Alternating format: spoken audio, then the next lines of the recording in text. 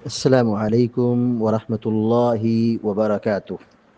الحمد لله رب العالمين والعاقبة للمتقين والصلاة والسلام على أشرف الأنبياء والمرسلين نبينا محمد وعلى آله وصحبه أجمعين ومن تبعهم بإحسان إلى يوم الدين. أما بعد،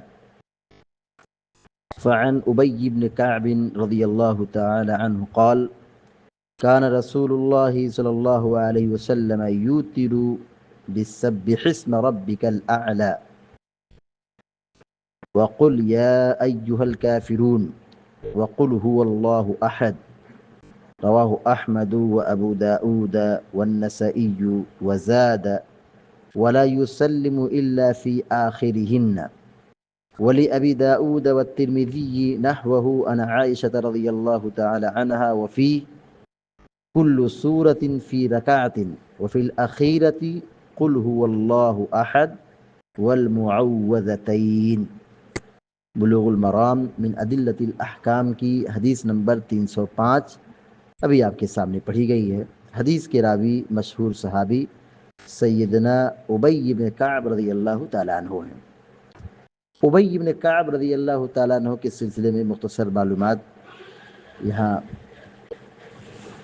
نوٹ کر لیں۔ ابی بن کعب رضی اللہ تعالیٰ عنہ کی کنیت ابو المنذر ہے۔ یہ انصار کے قبیلے خزرج سے ان کا تعلق تھا۔ تو یہ انصاری ہیں، مدینہ کے مسلمان ہیں، مدینہ کے صحابی ہیں۔ ابی بن کعب رضی اللہ تعالی عنہ بڑی زبردست قاری قرآن تھے، ماہر قرہ میں آپ کا شمار ہوتا ہے، قرائے صحابہ، یہاں تک کہ سید القرہ آپ کا لقب ہے۔ پیارے نبی صلی اللہ علیہ وسلم نے ایک موقع سے ان سے سوال کیا کہ بتاؤ قرآن کی سب سے عظیم آیت کون سی ہے؟ انہوں نے کہا آیت الکرسی ہے۔ اللہ کے نبی صلی اللہ علیہ وسلم نے انہیں شاباشی دی اور ان کے سینے پر ہاتھ رکھا۔ کاتبین وحی میں سے، یعنی اللہ کے نبی علیہ السلام کی باتوں کو، حدیثوں کو یہ نوٹ کرتے تھے، قرآن لکھتے تھے، حدیث لکھتے تھے، قرآن و حدیث کے کاتب تھے، رائٹر تھے۔ اور پیارے نبی صلی اللہ علیہ وسلم نے جنہیں قرآن لکھنے کے لیے منتخب کیا تھا، ان میں حضرت ابی بن کعب رضی اللہ تعالیٰ عنہ بھی سر فہرست ہیں۔ آپ نے فرمایا کہ قرآن حاصل کرو 4 لوگوں سے، ان میں سے ابی بن کعب رضی اللہ تعالیٰ عنہ کا بھی نام موجود ہے۔ اور جب قرآن جمع کیا گیا، قرآن جب جمع کیا گیا تو اس ٹیم میں قرآن جب جمع کیا جا رہا تھا، ایک مصحف میں جمع کیا جا رہا تھا، تو اس ٹیم میں حضرت ابی بن کعب رضی اللہ تعالیٰ عنہ بھی شامل تھے۔ بہت گہرا آپ کا علم تھا۔ نبی علیہ الصلوۃ والسلام کے زمانے میں ہی یہ فتویٰ کے فرائض بھی انجام دیتے تھے۔ جنگ بدر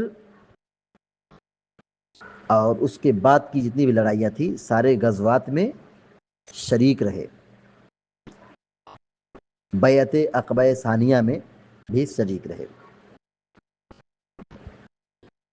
بیعت عقبہ ثانیہ کیا ہے؟ مدینہ کے کچھ مسلمان نبی علیہ السلام سے ملنے کے لیے آئے تھے حج کے موقع پر، تو اس میں یہ بات طے ہوئی تھی کہ یہاں پر آپ پر، مکہ کے اندر آپ پر ظلم ہو رہا ہے تو آپ مدینہ چلے آئیے۔ تو جو میٹنگ ہوئی تھی اس کا نام کیا ہے؟ بیعت عقبہ ثانیہ۔ بیعت عقبہ ثانیہ۔ حضرت ابی بن کعب رضی اللہ تعالیٰ عنہ کی وفات کے سلسلے میں تھوڑا سا اختلاف ہے۔ 19 ہجری سے لے کر کے 33 ہجری کے درمیان میں آپ کی وفات ہوئی، اور یہ بھی کہا جاتا ہے حضرت عثمان بن عفان رضی اللہ تعالیٰ عنہ کے زمانے میں سن 33 ہجری میں وفات ہوئی، اور حضرت عثمان بن عفان رضی اللہ تعالیٰ عنہ نے جنازے کی نماز پڑھائی ہے، واللہ عالم۔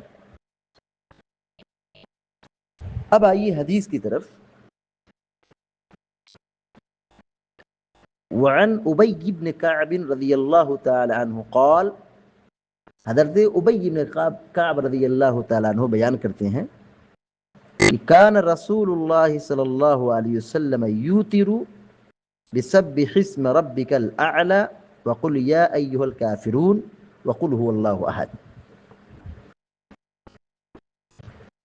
کہ اللہ کے رسول صلی اللہ علیہ وسلم وتر میں سبح اسم ربک الاعلی قل یا ایھا الکافرون قل هو اللہ احد، ان تینوں سورتوں کی تینوں رکعت میں ترتیب وار تلاوت کرتے تھے۔ 3 رکعت وتر پڑھتے تھے، تینوں رکعت میں ان تینوں سورتوں کو پڑھتے تھے ترتیب کے ساتھ، یعنی پہلی رکعت میں سورہ اعلی سبح اسم ربک الاعلی، دوسری رکعت میں قل یا ایھا الکافرون، اور تیسری رکعت میں قل هو اللہ احد۔ یہی حدیث کا مطلب ہے۔ حضرت ابی بن کعب رضی اللہ تعالیٰ عنہ کہہ رہے ہیں، روایت بیان کر رہے ہیں کہ کان رسول اللہ صلی اللہ علیہ وسلم یوتر بسبح اسم ربک الاعلی وقل هو اللہ وقل یا ایھا الکافرون وقل هو اللہ احد۔ رسول اللہ صلی اللہ علیہ وسلم 3 رکعت وتر کی نماز میں تینوں سورتوں کو ترتیب سے پڑھتے تھے، یعنی پہلی رکعت میں سورہ اعلی، دوسری رکعت میں سورہ کافرون، اور تیسری رکعت میں سورہ اخلاص۔ لیکن تینوں سورتوں کا جو پیغام ہے، اس میں جو موضوعات ہیں، آپ سبح اسم ربک الاعلی پڑھیے، سورہ اعلی، جو آپ صلی اللہ علیہ وسلم جمعہ کی نماز میں یا عیدین کی نماز میں اور اس طرح وتر کی نماز میں پڑھا کرتے تھے۔ اس صورت میں مخلوق کی پیدائش کا اور جہنم کا ذکر ہے، اور اسی طریقے سے دنیا سے بے رغبتی اور آخرت کی رغبت، شوق، اور نفس کی پاکیزگی، طہارت، اور دنیا کی بے بضاعتی، ان سب چیزوں کا یہاں پہ ذکر کیا گیا ہے تاکہ آدمی ان صورتوں کو یاد رکھے، پڑھے، اور آخرت کی رغبت اور شوق پیدا کرے، اور دنیا سے کنارہ کشی اختیار کرے، آخرت کی فکر کرے۔ اور دوسری رکعت میں آپ سورہ کافرون پڑھتے تھے، قل یا ایھا الکافرون۔ اس صورت میں شرک سے برات کا کھلم کھلا اعلان ہے، لکم دینکم ولی دین، تمہارے لیے تمہارا دین، میرے لیے میرا دین ہے، تم جس کی بات کرتے ہو ہم اس کی بات نہیں کر سکتے، یعنی تم جو شرک کر رہے ہو، کفر کر رہے ہو، ہم یہ نہیں کر سکتے۔ قل یا ایھا الکافرون لا اعبد ما تعبدون، اے نبی کہہ دیا، اے کافرو، میں اس کی عبادت نہیں کر سکتا جس کی تم عبادت کرتے ہو، یعنی تم جو شرک کر رہے ہو، کفر کرو، وہ کام میں نہیں کر سکتا۔ آخر میں کہا لکم دینکم ولی دین، تمہارے لیے تمہارا دین، ہمارے لیے ہمارا دین، یعنی ہم اس توحید اور ایمان اور عقیدے کے معاملے میں کبھی کوئی سمجھوتا کر ہی نہیں سکتے۔ اور تیسری رکعت میں آپ سورہ اخلاص پڑھتے تھے، جس میں خالص توحید کا ذکر ہے، اس لیے اس کو سورہ اخلاص کہا گیا ہے۔ اخلاص مطلب اس صورت میں خالص توحید کا ذکر ہے۔ قل هو اللہ احد اللہ الصمد لم یلد ولم یولد ولم یکن له کفوا احد۔ اس صورت میں 3 فرقوں پر زبردست رد ہے، یہودیوں پر رد ہے، عیسائیوں پر رد ہے، اور مشرکوں پر رد ہے۔ تو اللہ کے نبی صلی اللہ علیہ وسلم وتر کی نماز میں جو تینوں صورتوں کی تلاوت کرتے تھے، وہ بڑی عظیم صورت ہے۔ رواہ احمد و ابو داؤد والنسائی وزاد، اس حدیث کو امام احمد نے، امام ابو داؤد نے، امام نسائی نے بیان کیا ہے، وزادہ، البتہ امام نسائی نے تھوڑا سا اضافہ کیا ہے. کیا اضافہ ہے حدیث میں؟ ولا یسلم الا فی آخرہن، ولا یسلم، سلم یسلم سلام پھیرنا، ولا یسلم اور سلام نہیں پھیرتے تھے، الا فی آخرہن مگر آخری میں، یعنی تینوں رکعات سے فراغت کے بعد آپ تشہد میں بیٹھتے اور پھر سلام پھیرتے تھے. ولا یسلم الا فی آخرہن، اور سلام بالکل آخری رکعت میں پھیرتے تھے. ولا یسلم نہیں سلام پھیرتے تھے، الا مگر فی آخرہن آخر میں، مطلب یہ کہ تیسری رکعت سے فراغت کے بعد تشہد میں بیٹھ کر آپ سلام پھیرتے تھے. دیکھیے وطر کی نماز کے پڑھنے کا دو طریقہ ہے اور دونوں سنت سے ثابت ہے. ایک طریقہ یہاں جو ذکر کیا گیا کہ 3 رکعت آپ ایک سلام سے پڑھیں، 3 رکعت ایک سلام سے پڑھیں، یعنی 1 رکعت پڑھیں کھڑے ہو جائیں، 2 رکعت پڑھیں کھڑے ہو جائیں، تشہد میں نہ بیٹھیں، پھر تیسری رکعت پڑھ لیں، پھر تشہد میں بیٹھیں اور پھر سلام پھیریں، یعنی ایک سلام سے 3 رکعت پڑھیں، جو حدیث میں یہاں نسائی کی روایت میں ذکر کیا گیا ہے. اور ایک طریقہ ہے کہ 2 رکعت پڑھیں، تشہد میں بیٹھیں، سلام پھیر دیں اور پھر 1 رکعت الگ سے پڑھیں، یعنی 3 رکعت وطر 2 سلام سے پڑھیں، 2 رکعت پڑھ کر سلام پھیر دیں اور پھر 1 رکعت مستقل الگ پڑھیں. یہ 2 طریقہ وطر کے پڑھنے کا مشہور ہے. البتہ جو بہت سارے مسلمان 3 رکعت وطر پڑھتے ہیں اور تشہد میں بیٹھ جاتے ہیں 2 رکعت کے بعد، پھر کھڑے ہوتے ہیں 1 رکعت پڑھتے ہیں، یہ سنت کے خلاف ہے. مغرب کی طرح وطر کی نماز پڑھنا ثابت نہیں ہے، یہ سنت کے خلاف ہے. البتہ اگر کوئی آدمی 5 رکعت وطر پڑھ رہا ہے، 7 رکعت نماز وطر پڑھ رہا ہے، تو وہ بھی ایسے ہی پڑھے گا، نہیں ایک ہی سلام سے پڑھے گا. لیکن اگر وہ 9 رکعت وطر پڑھ رہا ہے تو 8 رکعت پر بیٹھ جائے گا، کیونکہ یہ لمبی نماز ہو گئی 9 رکعت، تو تھوڑی شریعت میں سہولت دے دی گئی ہے کہ آدمی 8 رکعت پر بیٹھ جائے، آرام کر لے، تشہد پڑھ لے اور پھر اس کے بعد 1 رکعت پڑھ لے. تو یہاں 3 رکعت جو پڑھنے کا ذکر کیا جا رہا ہے کہ اللہ کے نبی علیہ الصلوۃ والسلام نماز پڑھتے تھے، ولا یسلم الا فی آخرہن، اور آپ سلام بالکل آخری رکعت میں پھیرتے تھے، تیسری رکعت میں سلام پھیرتے تھے. تو یہ بھی طریقہ درست ہے، سنت کے مطابق ہے کہ یعنی وطر کی نماز 3 رکعت پڑھی جائے ایک سلام سے، اور یہ بھی طریقہ جائز اور درست ہے، سنت سے ثابت ہے کہ 3 رکعت وطر پڑھی جائے، 2 رکعت پر سلام پھیر دیا جائے، پھر 1 رکعت مستقل پڑھی جائے. ولی ابی داؤد والترمذی نحوہ من عائشہ رضی اللہ تعالی عنہا، اور ابو داؤد کی روایت میں اور ترمذی کی روایت میں اسی طرح حدیث ہے، نحوہ اسی طرح ہے، یعنی ایسی ہی روایت ہے، لیکن اس میں راوی کیا ہے الگ ہے، عن عائشہ، اس میں حضرت عائشہ صدیقہ رضی اللہ تعالیٰ عنہ سے مروی ہے.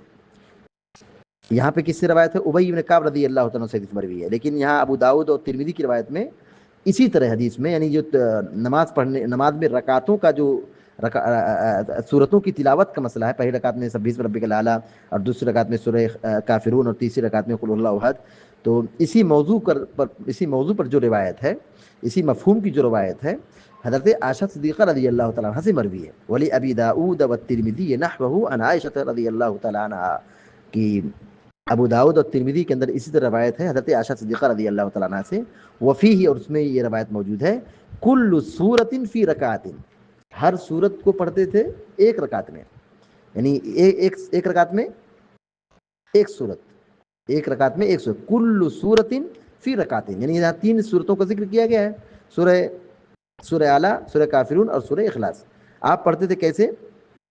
1 رکعت میں پڑھتے تھے، وہ کل سورۃ فی رکعت، ہر رکعت میں ایک سورت تلاوت کرتے تھے، ہر رکعت میں ایک سورت پڑھتے تھے، کل سورۃ فی رکعت، 1 رکعت میں ایک سورت پڑھتے تھے.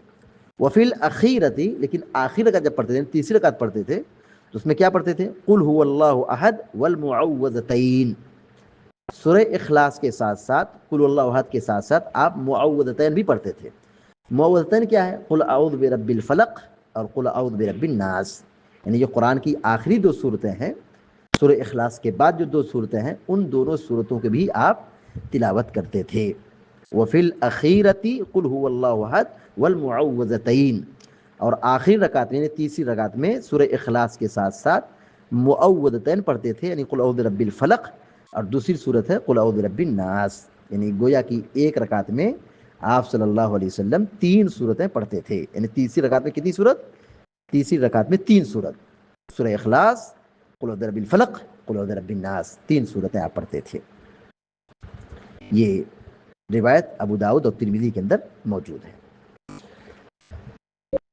اس حدیث کے سلسلے میں علماء نے یہ کہا ہے کہ اوپر کی جو روایت ہے جو ابی بن کعب رضی اللہ تعالیٰ عنہ کی ہے، اس میں صرف سورہ اخلاص کا ذکر ہے، اور جو حضرت عائشہ صدیقہ رضی اللہ تعالیٰ عنہ کی روایت ہے اس میں کیا ہے؟ سورہ اخلاص کے ساتھ معوذتین کا ذکر ہے. تو دونوں روایتیں کیا آپس میں کیا ہو رہی ہیں؟ دونوں کا الگ الگ مفہوم ہو رہا ہے. تو اس کا جواب یہ دیا ہے کہ یہ مختلف حالتوں کی ہے، یعنی کبھی یہ پڑھ لیے کبھی وہ پڑھ لیے، دونوں طریقہ کیا ہے؟ ہاں، دونوں پر عمل کر سکتے ہیں، کوئی حرج نہیں ہے، دونوں پر عمل کیا جا سکتا ہے. سورہ اخلاص بھی پڑھ سکتے ہیں، اور کبھی موقع ملے تو سورہ اخلاص کے ساتھ دوسری سورت بھی پڑھ سکتے ہیں. حدیث کا ترجمہ دوبارہ دیکھیے. حضرت ابی بن کعب رضی اللہ تعالیٰ عنہ بیان فرماتے ہیں کہ کان رسول اللہ صلی اللہ علیہ وسلم یوتر بسبح اسم ربک الاعلی قل یا ایھا الکافرون وقل هو اللہ احد. کہ اللہ کے رسول صلی اللہ علیہ وسلم وتر کی تینوں رکعتوں میں بالترتیب سبح اسم ربک الاعلی پہلی رکعت میں، قل یا ایھا الکافرون دوسری رکعت میں، وقل هو اللہ احد اور سورہ اخلاص تیسری رکعت میں پڑھتے تھے. رواہ احمد و ابو داؤد والنسائی والزاد. امام احمد نے، امام ابو داؤد نے اور امام نسائی نے اس کو بیان کیا ہے. اور امام نسائی نے تھوڑا سا اضافہ کیا ہے، ولا یسلم الا فی آخرہن، کہ سلام صرف آخری رکعت میں پھرتے تھے. 3 رکعت لگاتار پڑھتے تھے، بیچ میں بیٹھتے نہیں تھے اور تشہد بھی نہیں کرتے تھے، اور سلام آخر میں پڑھتے تھے، سلام آخری میں کرتے تھے، یعنی 3 رکعت پڑھ کر کے سلام پھیرتے تھے.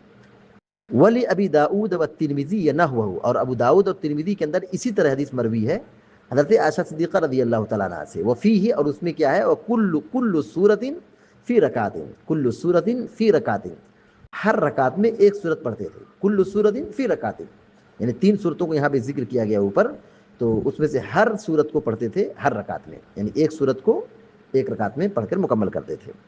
وفی الاخیرۃ، لیکن آخری جب رکعت پڑھتے تھے تیسری رکعت میں، قل هو اللہ احد والمعوذتین، سورہ اخلاص کے ساتھ آپ صلی اللہ علیہ وسلم معوذتین بھی پڑھتے تھے. یعنی قل هو اللہ احد، قل اعوذ برب الفلق، قل اعوذ برب الناس، ان تینوں سورتوں کو آخری رکعت میں ایک ساتھ پڑھتے تھے.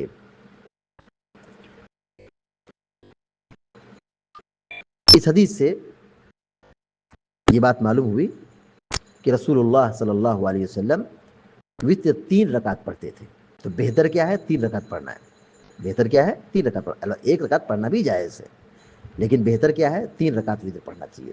اللہ کے نبی صلی اللہ علیہ وسلم 3 رکعت وتر پڑھتے تھے. نمازوں میں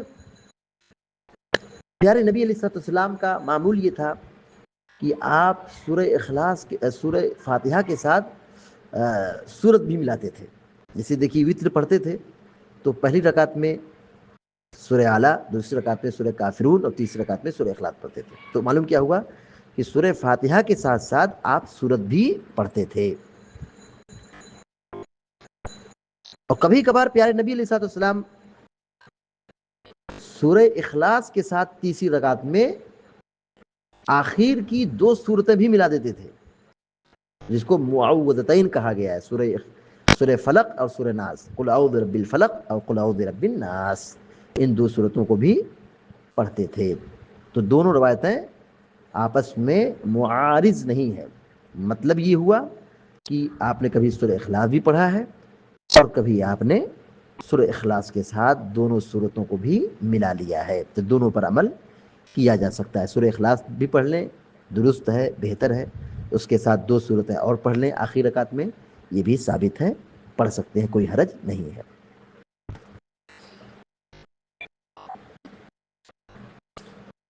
اس حدیث سے جو بات معلوم ہوئی لکھیے.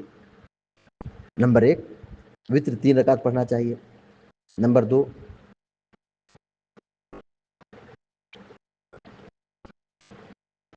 تینوں رکعتوں میں سورہ فاتحہ کے ساتھ سورت بھی پڑھنا چاہیے، سورت بھی ملانا چاہیے. نمبر 3، وطر کی نماز میں پہلی رکعت کے اندر سورہ اعلیٰ پڑھنا مسنون ہے، دوسری رکعت میں سورہ کافرون پڑھنا مسنون ہے، اور تیسری رکعت میں سورہ اخلاص پڑھنا مسنون ہے۔ اور اسی طرح سورہ اخلاص کے ساتھ کبھی کبھار سورہ فلق اور سورہ ناس بھی ملا لیں تو اس کی بھی گنجائش ہے، یہ بھی ثابت ہے، یعنی تیسری رکعت میں 3 سورتیں بھی پڑھ سکتے ہیں۔ اس حدیث سے ایک بات یہ معلوم ہوئی کہ ایک رکعت میں ایک سورت سے زائد بھی سورت پڑھ سکتے ہیں۔ ایک سورت پڑھنا کوئی ایک سورت کے ساتھ دوسری سورت کا ملانا بھی جائز ہے، ایک سورت کے ساتھ دوسری سورت کا ملانا بھی جائز ہے، درست ہے۔ اس حدیث سے ایک بات یہ معلوم ہوئی کہ وطر ایک سلام سے پڑھنا بھی ثابت ہے، وطر ایک سلام سے پڑھنا بھی ثابت ہے۔ ایک سلام کا مطلب کیا ہے؟ ایک تشہد، جیسے 2 رکعت میں تشہد ہوتا ہے، تو وطر کی نماز میں جب 3 رکعت پڑھیں گے تو تشہد نہیں ہوگا، 2 رکعت پر بیٹھیں گے نہیں، سیدھے کھڑے ہو جائیں گے، اور پھر آخری رکعت میں تیسری رکعت میں تشہد میں بیٹھیں گے اور پھر سلام پھیر دیں گے۔ تو 3 رکعت ایک سلام سے پڑھ سکتے ہیں، یہ بھی سنت سے ثابت ہے۔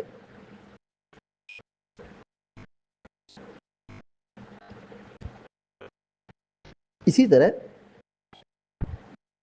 وطر کی نماز کو جہرن بھی پڑھ سکتے ہیں، وطر کی نماز کو جہرن بھی پڑھ سکتے ہیں، جیسے اللہ کے نبی علیہ الصلوۃ والسلام سورتوں کی جو تلاوت کرتے تھے تو آپ پڑھتے تھے، لوگوں نے سنا ہے تبھی تو بیان کیا ہے، تو جہرن بھی وطر کی نماز پڑھی جا سکتی ہے۔ اللہ تعالیٰ سے دعا ہے کہ اللہ تعالیٰ ہم سب کو آپ سب کو علم نافع اور عمل صالح کی توفیق عطا فرمائے، آمین رب العالمین۔ وصلی اللہ علی نبینا محمد وسلم تسلیما کثیرا۔ السلام علیکم و رحمۃ اللہ وبرکاتہ۔